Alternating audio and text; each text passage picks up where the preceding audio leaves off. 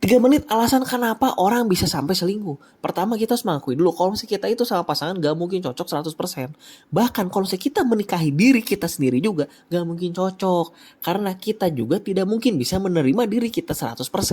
Maka dari itu ada yang namanya penyesalan terhadap tindakan kita di masa lalu. Kecocokan paling juga kisaran 60-80%. Sekarang anggap aja nih kecocokannya 90%.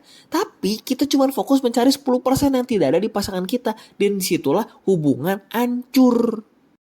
Contoh ya, misalnya kita punya 10 pasang sepatu, hilang satu. Kita pasti bakal nyari tuh satu biji itu kan, sampai dapet kan. Dan pas ketemu, wah senangnya na'udzubillah. Padahal kita tuh sebenarnya masih punya 9 loh. Coba kalau misalnya orang yang cuma bener-bener cuma punya satu doang, udah itu hilang. Atau ganti, misalnya kita punya uang 1 juta, 100 ribuan semua tuh lembaran, cepecengan semua, 10 lembar ya. Nah pas lagi dihitung, lah kok cuma 9. Di satu lembar itu, yang hilang itu kita bakalan cari tuh, telusurin sepanjang jalan kaki, kita liatin pakai kaca pembesar apa segala macam sampai bisa dapetin si 100 ribu ini gitu. Karena mikirnya 100 ribu ini kan sangat berharga banget. Padahal 900 ribu kan lebih berharga. Selingkuh juga sama. Pas nemu ada orang yang punya apa yang tidak dipunyai sama pasangan kita, langsung wah ini dia nih yang gue cari sama ini. Padahal goblok, lo itu cuma dapat 10% dan ngebuang 90%, anjir. Bahkan ada yang sampai diceraiin pasangannya demi 10% itu kan gobloknya udah kebangetan gitu. Udah goblok bin tolol. Dan anehnya setelah beberapa waktu kemudian kok bisa bermasalah lagi dan pada akhirnya pisah lagi.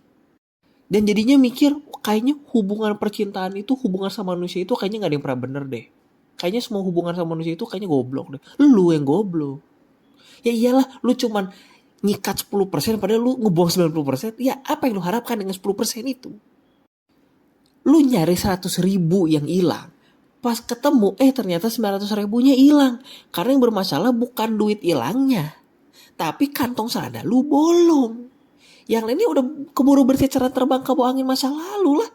Terkadang ya, masalah dan kekurangan yang kita cari selama ini ternyata di diri kita sendiri. Jahit dulu celana lu yang bolong, beresin dulu masalah hidup lu yang goblok. Sekarang lu mau pilih mana? Mau tetap punya 900 ribu atau cuma punya 100 ribu? Mau setia dengan yang sudah pasti, yang sudah disediakan sama Tuhan, atau tetap mau mencari lagi sesuatu hal yang tidak ada?